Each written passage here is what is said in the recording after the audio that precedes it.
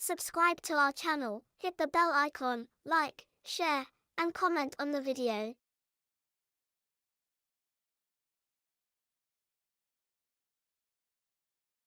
एक सप्ताह के बाद राखी का त्योहार है, लेकिन राखी का बाजार अभी से सज गया है। लाल पीली राखियां सभी दुकानों की शोभा बढ़ा रही हैं। बहनें अपने भाई के लिए राखी तो भाई अपनी बहनों को उपहार में देने के लिए अभी से कुछ न कुछ खरीद रहे हैं। 12 साल का रंजन जो एक चाय की दुकान पर काम करता है, इस बार अपनी 7 साल की दिव्यांग बहन गुड़िया को बहुत अनोखा उपहार देना चाहता है। रंजन इसके लिए जी तोड़ मेहनत भी कर रहा है।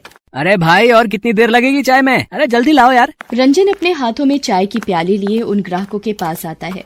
ये लीजिए साहब, गर्मा गर्म चाय। रंजन के दिन की शुरुआत अलग अलग घरों में न्यूज़पेपर डालने से होती है। उसके बाद 10 बजे तक वो चाय की दुकान में आ जाता, फिर रात के 9 बजे तक यहीं रहता। उम्र उसकी भी ज्यादा नहीं थी। सुबह से रात तक वो अपना पसीना बहा रहा था ताकि अपनी बहन को राखी पर उपहार दे सके। गुड़िया रंजन की सगी बहन नहीं है। आज से 3 साल पहले की बात है। रात के 10 बज रहे थे। रंजन पूरे दिन काम करके बहुत थक गया था और वो फुटपाथ किनारे बैठा पाव खा रहा था। बहुत जोरों की भूख लगी है, लेकिन इस एक पाव से क्या होगा? पूरा दिन मालिक के यहाँ जी जान लगा देता हूँ, लेकिन 20 रुपए से वो ज्यादा देता ही नहीं।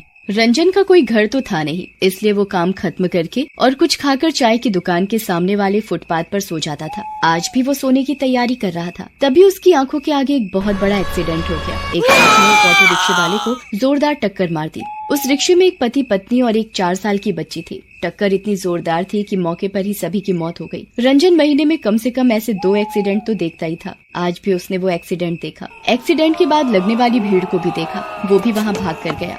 पता नहीं लोग इतनी स्पीड में चलाते क्यों हैं? सभी के सभी मारे गए। अरे कोई पुलिस को खबर कर दो। अरे चलो चलो यहाँ से, पुलिस के चक्कर में पड़ोगे तो 50 सवाल पूछेंगे वो। फिर धीरे धीरे लोग वहाँ से बातें करते हुए जाने लगे। रंजन भी वहाँ से जाने लगा। तभी उस छोटी लड़की के शरीर में हलचल हुई। वो रोते हुए कहने लगी, बाबा बाबा। रंजन ने जैसे ही उस लड़की की आवाज सुनी, उसके कान खड़े हो गए। उसने देखा कि वो छोटी सी लड़की अर्ध बेहोशी की हालत में है। उसका एक पैर रिक्शे के नीचे दबा हुआ है। रंजन ने जैसे ही ये देखा, वो उसे निकालने की कोशिश करने लगा। कितना भारी है ये, जरा सा भी हिल नहीं रहा। लेकिन वो कहते हैं ना कि कौन कहता है कि आसमान में सुराख नहीं हो सकता, एक पत्थर तो तबीयत से उछालो यारो। रंजन की मेहनत काम आई। वो उस बच्ची के पाँव निकालने में कामयाब हो गया। वो उसे लेकर अस्पताल की ओर भागा। डॉक्टरों ने बच्ची की हालत देखकर उसे तुरंत एडमिट कर लिया। इसकी हालत तो बहुत खराब है। कौन है ये बच्ची तुम्हारी? डॉक्टर साहब, मेरी तो कोई नहीं है। सड़क पर एक्सीडेंट हुआ था, उसी में ये घायल हो गई थी। शाबाश, तुमने बहुत नेक काम किया है। उस बच्ची जिसका नाम गुड़िया था, उसके पाँव से बहुत खून बह गया था, इसलिए डॉक्टरों को उसका एक पाँव काटना पड़ा। रंजन हर दिन शाम को काम खत्म करके गुड़िया को देखने अस्पताल आता था। धीरे धीरे गुड़िया की हालत सुधरने लगी। रंजन को गुड़िया से बहुत लगाव हो गया था। वो हर दिन अस्पताल आता, उससे बातें करता और कहता कि गुड़िया तो अब जल्दी ठीक हो जा। गुड़िया को पता लग गया था कि उसी ने उसकी जान बचाई है। उसे ये भी पता लग गया था कि उस दिन हुए सड़क हादसे में उसके माता पिता की मौत हो गई है। गुड़िया रंजन को भैया कहकर बुलाती थी। गुड़िया के मुंह से भैया सुनना रंजन को बहुत अच्छा लगता था। एक दिन जब वो अस्पताल आया तो उसने देखा कि गुड़िया बैसाखी के सहारे चुपचाप उदास सी खड़ी है। अरे गुड़िया, क्या हुआ? तू इस तरह उदास क्यों खड़ी है? गुड़िया कुछ बोलती उससे पहले ही डॉक्टर साहब वहाँ आ गए और उन्होंने उससे कहा कि गुड़िया अब बिल्कुल ठीक हो गई है, तुम इसे अपने साथ घर ले जा सकते हो। ये कहकर डॉक्टर साहब वहाँ से चले गए। उनके जाने के बाद, गुड़िया, डॉक्टर साहब ने कहा कि तुम्हें घर ले जाऊं। तुम्हारा घर कहाँ है? मेरा कहीं घर नहीं है भैया, हम गांव से यहाँ आए थे। पिताजी को यहाँ एक कपड़ों की फैक्ट्री में काम मिला था। पिताजी किराए का मकान ढूंढ ही रहे थे, लेकिन मकान मिलने के पहले ही वे दोनों अरे रोते क्यों है? रोने से क्या होगा, चुप हो जा। भैया, तुम मुझे अपने साथ अपने घर ले चलो ना। मेरे घर? पर मेरा तो कोई घर ही नहीं है, मैं तो फुटपाथ पर रहता हूँ। भैया, तो मैं भी फुटपाथ पर रह लूंगी। रंजन, अरे नहीं नहीं, तू कहाँ रहेगी? क्या खाएगी, क्या पिएगी? मैं तो खुद किसी तरह अपना पेट भरता हूँ। रंजन की इस बात को सुनकर गुड़िया फिर से रोने लगी और उसने रोते रोते उससे कहा, ठीक है भैया।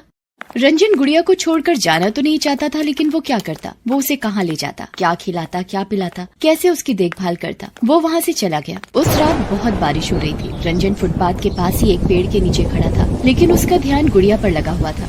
मैंने गुड़िया के साथ अच्छा नहीं किया। मुझे उसे अकेले छोड़कर नहीं आना चाहिए था। मेरे जैसा ही उसका भी दुनिया में कोई नहीं है। वो बेचारी कहाँ जाएगी?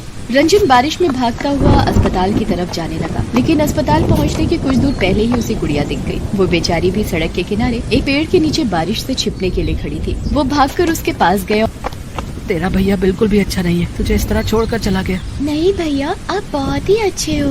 तूने कुछ खाया है? नहीं भैया, मुझे तो बहुत भूख लगी है। रंजन ने अपनी जेब में देखा, 5 रुपए पड़े थे। सिर्फ 5 रुपए ही है मेरे पास, बिस्किट खाएगी तू? कुछ देर बाद बारिश बंद हो गई। रंजन ने उन पैसों से बिस्किट खरीदा और गुड़िया को खाने को दिया। उस रात गुड़िया भी उसके साथ ही फुटपाथ पर सोई। लेकिन धीरे धीरे रंजन को गुड़िया का इस तरह बाहर रहना अच्छा नहीं लगने लगा, इसलिए उसने न्यूज़पेपर बेचने का काम भी शुरू किया। फिर 750 रुपए किराए पर एक बहुत ही छोटा सा कमरा लिया। यही नहीं, उसने चाय की दुकान के मालिक से भी कहा कि वो उसके पैसे थोड़े बढ़ा दे। उसने उसके पैसे भी बढ़ा दिए। एक दिन, देख गुड़िया, मैं तो पढ़ नहीं सका ना, अब लगता है कि पढ़ पाऊंगा, लेकिन तू पढ़ेगी, मेरी जैसी नहीं रहेगी। रंजन ने गुड़िया का दाखिला एक स्कूल में करवा दिया। वो पढ़ने में बहुत होशियार थी। कभी कभी तो वो रंजन को भी कुछ न कुछ सिखाती, लेकिन उसका स्कूल बहुत दूर था। बैसाखी के सहारे चलकर जाने में वो बहुत थक जाती थी। इसलिए रंजन ने इस रक्षाबंधन पर उसे 3 पहिया हाथ वाला साइकिल देने का सोचा था। राखी से एक दिन पहले की बात है। रंजन ने गुड़िया को कहा कि वो, गुड़िया तू शाम को चाय की दुकान पर आ जाना, फिर हम दोनों कहीं जाएंगे। आ जाऊंगी भैया, वैसे भी मुझे आपके लिए राखी खरीदनी है। वैसे हम जाएंगे कहाँ? रंजन ने ये नहीं बताया था कि वो उसे 3 पहिया साइकिल देने वाला है। लेकिन जैसे ही गुड़िया शाम को चाय की दुकान पर पहुंची, उसकी तो रूह कांप गई। न जाने चाय की दुकान में कैसे आग लग गई थी। रंजन आग की लपटों में घिरा हुआ था और बचाओ बचाओ की आवाज लगा रहा था। बचाओ बचाओ, अरे कोई मुझे बचाओ।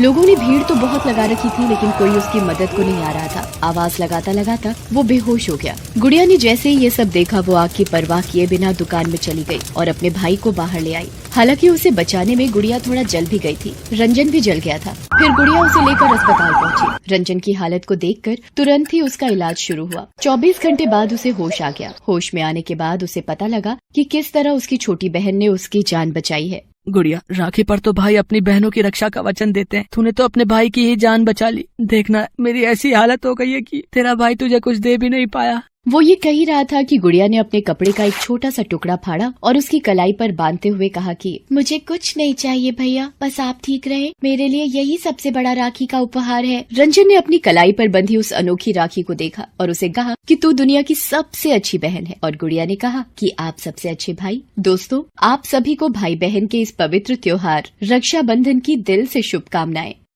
Thank you for watching. Subscribe to our channel, hit the bell icon, like, share, and comment on the video.